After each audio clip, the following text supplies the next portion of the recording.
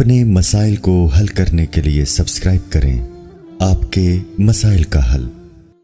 وطر کے بعد 2 نفل بیٹھ کے پڑھنا سنت ہے یا کھڑے ہو کر؟ فاطمہ صاحبہ نے ایبٹ عباس سے پوچھا ہے۔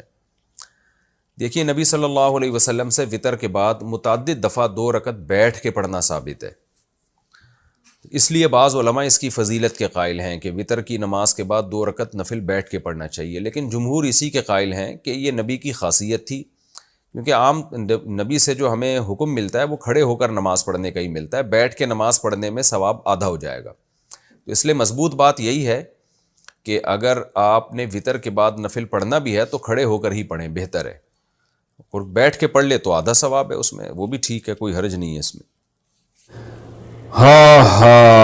آدھی نماز بیٹھ کر آدھی کھڑے ہو کر پڑھنا۔ خواتین گھر پر جو فرض نماز پڑھتی ہیں، اگر وہ 1 رکعت بیٹھ کر پڑھے اور باقی کھڑے ہو کر پڑھیں تو کیا اس صورت میں نماز ادا ہو جاتی ہے؟ مزمل کراچی سے۔ فرض نماز کھڑے ہو کر پڑھنا ضروری ہے، جب تک بہت شدید مجبوری نہ ہو بیٹھ کے پڑھنا جائز نہیں ہے۔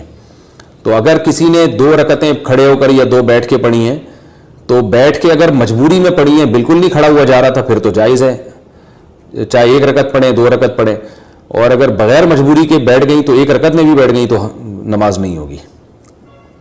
کیا جوائنٹ فیملی سے علیحدہ ہونا قطع رحمی ہے؟ اگر میاں بیوی جوائنٹ فیملی میں رہتے ہوں پھر حالات کی وجہ سے الگ ہوں تو جیسا کہ حدیث میں وارد ہے کہ قطع تعلق کرنے والا جنت میں نہیں جائے گا، تو اس بارے میں کیا حکم ہے؟ نہیں، جوائنٹ فیملی سے میاں بیوی کا الگ ہونا یہ کوئی قطع رحمی میں نہیں آتا، وہ تو انسانی فطرت ہے۔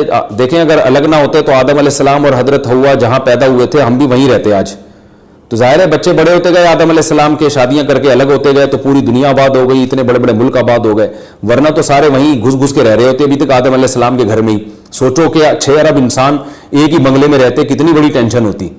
جو الگ ہوتا اس کو ہم تانا دیتے کہ تم جوائنٹ فیملی سے الگ ہو رہے ہو، تم رشتہ داری توڑ رہے ہو۔